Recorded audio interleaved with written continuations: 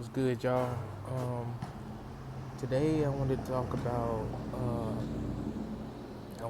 about what I see the overview of the Trinity actually is.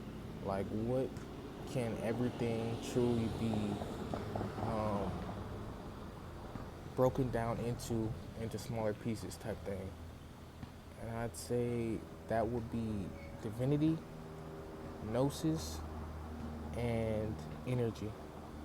Everything can be broken down into those three things, no matter how big or how small. They can be broken down into those three things. And so, divinity would be the mother, gnosis would be the father, or actually, gnosis would be the child, and then energy would be the father. And, you know, we can go into the correlations and stuff like that, but basically, the overview is that. And I think it's important to talk about this because the more convoluted shit is, the more complicated shit is, the more you just get lost in the sauce. When you could really be just fucking, you could really just be fucking with three concepts, three primal concepts that naturally take you where you need to go and show you what you need to be shown and show you how to do it. And divinity, gnosis, and energy all has a correlations between the two as well. Divinity directs gnosis, and gnosis goes in and grows and develops energy, and then energy has endless applications. So that's the EA or the game aspect of this whole thing is the energy and all the applications that energy can do via gnosis and divinity. You being the divinity and gnosis being something that's pretty much in every medium we see. I the four seasons, the fucking all the elements. I'm gonna say elements. The four elements. Um, every breeze of air, every drop of water, everything. Everything has a drop, a piece, a tiny essence of gnosis. Gnosis being like they call it particum or parvati or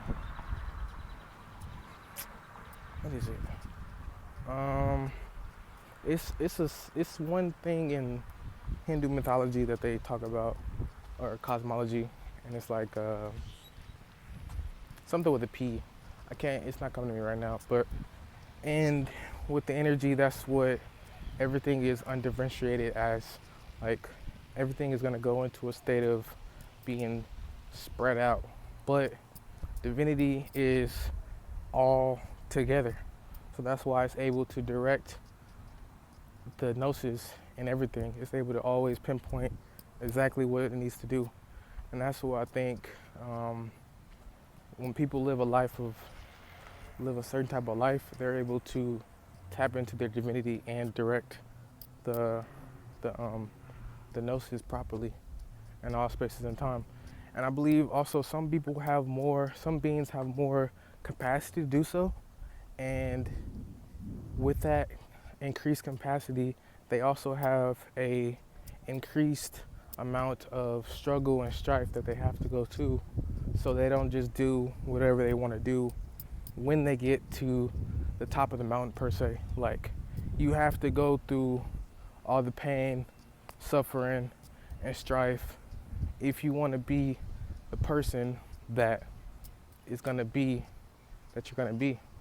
And the people that you don't see going through pain, strife, and suffering, they either succumbed to that pain and just said, okay, I give up. I'm not doing this shit no more. I don't care how far I can go down the road. I'm just going to keep it on with the Joneses, keeping the Joneses up. Whatever the fuck that means. I know what it means. It means like just keeping, you know what I'm saying, the normal status quo. Yeah, keeping the normal status quo and whatever the fuck. But truthfully, the people that you see struggling and go through pain and issues, and they just really never can seem to get the whole physical aspect of life down. They may be wise, they may be knowing a lot of stuff, may have a lot of information and knowledge and wisdom. Gnosis, of course. And yeah, but they just don't have it all figured out physically. And you can clearly and confidently say those are the people that are going through that initiation, to see how far they're gonna go down before they completely give up. And the goal is to endure, because you are a jewel, you know?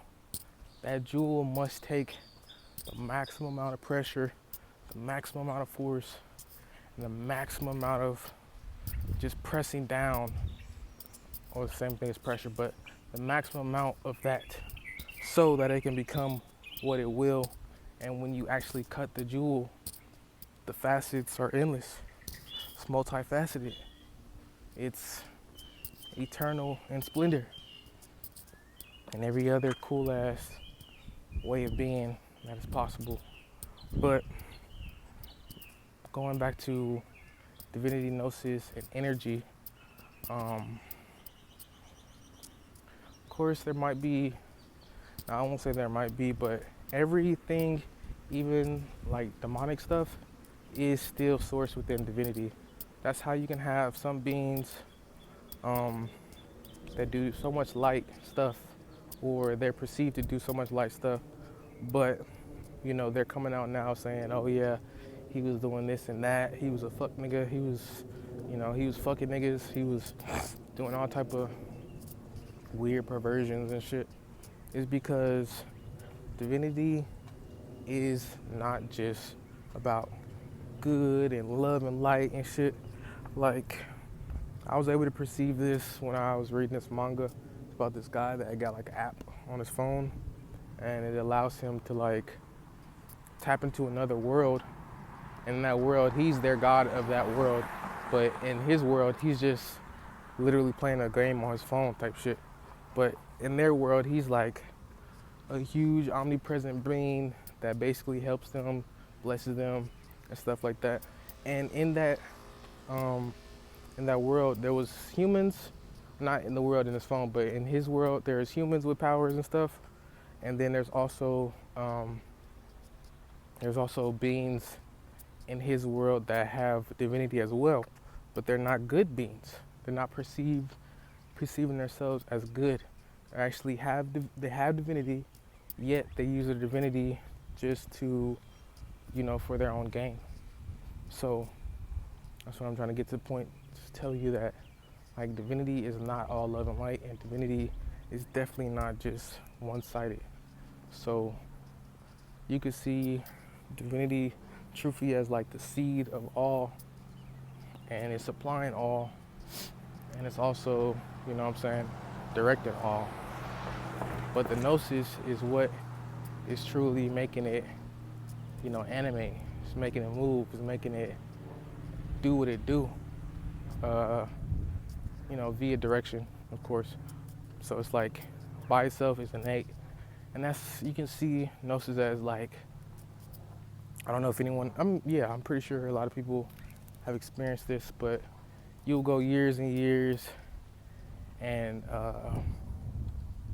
research and everything like that, and you will see like certain things that you read over and over before, and years later you come back and you read it again and you're like, wait, why is this here? It's the same information and knowledge that was here before, but now, like, you see it with new eyes, you see it differently, and you're able to perceive exactly, Jesus, you're able to perceive exactly what's going on with it from its true essence. That's gnosis. Like, you would basically be like going through all type of situations, circumstances, and via the growth you get to a point where you understand and realize it from its essence point, and not just from the external external externalization of it. From the externalization from it, that's like looking from the surface. You're never going to see anything of actual depth and truth from that point. You're just going to see basically bullshit. Then you have the energy, and that point will be basically like you just basically see energy as like everything that moves, everything in form,